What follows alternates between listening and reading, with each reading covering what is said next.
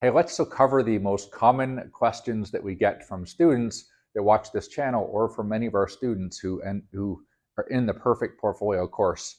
And let's figure out how to use other people's money and other people's money again, because other people's money or debt is tax-free, and working hard is highly, highly taxed. There's huge penalties of 30 to 50% when you work hard. So if you're thinking, I need to work harder to make money, you're going to be giving 30 to 50% of your income to the government every single year.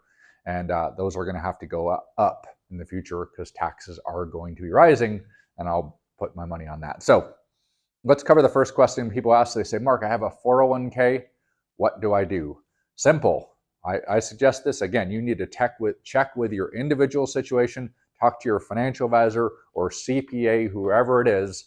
But in general, I suggest if you get a 6% match, you can get the 6% match, put your money in the Roth feature. If you have a Roth 401k, and then your employer match, that goes into the tax deferred, which will be a tax-deferred retirement account. At least you have half and half. Now, when you leave your job, here's what you can do to use other people's money. You can leave the job and you can split that, where you take your Roth and you now have a Roth 401k and you have it taxed. Now, you got the match the first time. That was the other people's money the first time, but you can't do that again unless you split it. So you have split it, take that Roth, you can put up to $10,000 into real estate. If that $10,000 goes down, you sign a mortgage document that's debt, which is 100% tax-free. You used OPM once and you used OPM again. So if you do use a Roth 401k feature there, you can use the strategy of OPM one time and OPM a second time. Next, my favorite strategy, of course, is a traditional brokerage account. I show it all the time in the Perfect Portfolio course. I just fund a brokerage account with a lot of money. I never stop funding it. I'm never going to sell.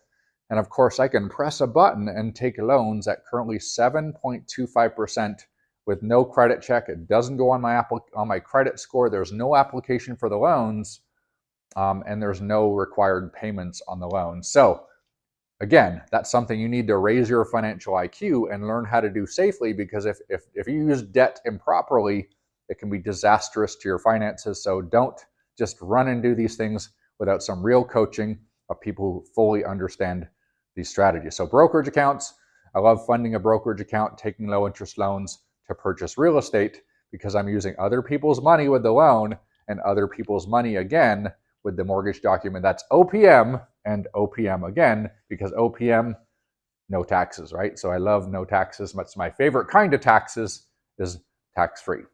Next, you have real estate. Of course, real estate. Today, Stella and I got the news that we got accepted, our offer got accepted on a piece of real estate. We're putting 3% down. We're going to borrow the 97% from the bank, because that's all that money is hundreds of thousands of dollars of money we did not have to work for. We did not have to pay taxes. It's simply sign a piece of paper, and we don't have to earn hundreds of thousands of dollars. So that's OPM in huge amounts. And then we're going to basically be able to live in one portion, rent the other, collect tax-free revenue through some advanced tax planning, things like that. And again, I love real estate. Of course, when you grow the value of your real estate, what you want to do is, again, you can basically borrow the 3% from your real estate. That's other people's money. And then you borrow the other portion to purchase more real estate. And now you're using other people's money and other people's money and other people's money. And you're constantly circumventing the US tax codes, as long as you don't sell the brokerage account, don't sell the real estate. You get to grow it tax-free, borrow from it tax-free, and die with up to $26 million if you're married, 100% tax-free. So there's real estate. Finally, you have to protect your assets. You have to protect your assets, and you have to protect your income. This is where I wrote an entire book on this topic right here, and it talks about where you purchase a life insurance policy with life insurance and long-term care. The life insurance is there to protect your income. The long-term there is to protect your assets. And you can combine that into a product called an indexed universal life insurance policy. And then you grow the money inside of the policy without taxes and without risk, and you can then take loans secured by the cash value. Of course, my favorite strategy is to grow the money in my brokerage account, grow the money in my life insurance, and then take low interest loans to then purchase real estate because it's other people's money. And again, once other people's money again, and you can also protect your assets. Everybody needs some sort of life insurance, and everybody does need some sort of long-term care to protect your assets.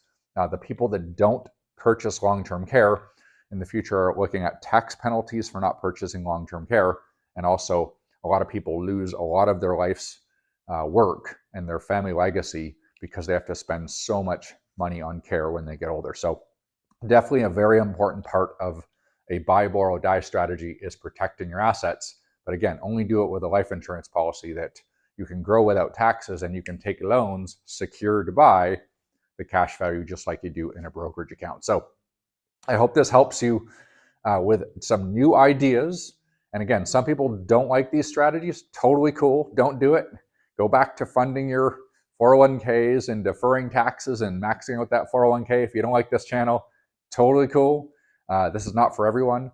This is for people who want to invest in their financial IQ, raise their financial IQ, study all the federal tax codes that I cover in my books, and learn how to put together a strategy on using all those tax codes to potentially pay very little or nothing in taxes. So I'll be doing videos next year in 2024 where I'll be paying very, very little in taxes, even though as my income rises. So it is possible. If somebody tells you it's not possible, you need to fire them if they're your advisor if they tell you that is impossible. All right, there's plenty of advisors and CPAs who can teach you about tax codes, especially when you get into the real estate game. So anyways, I hope this helps. If you want some more information, you can obviously read the book. You can jump into my Instagram. There's a link for the perfect portfolio.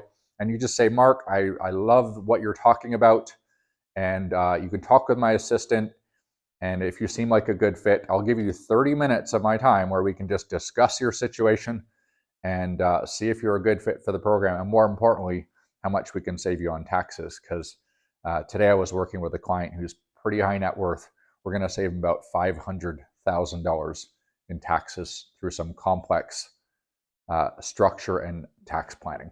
So, hi guys, hope this helps teach you how to about other people's money, and more importantly, other people's money again, and maybe again, so you can build wealth, become financially free, and avoid millions and millions of dollars of taxes. All right, guys, I hope you like this video. Be sure to like, follow, share. If it's on our YouTube, hit that subscribe button, and just give me some questions. I'm more than happy to answer any of your questions on this strategy, guys. All right, have a good one.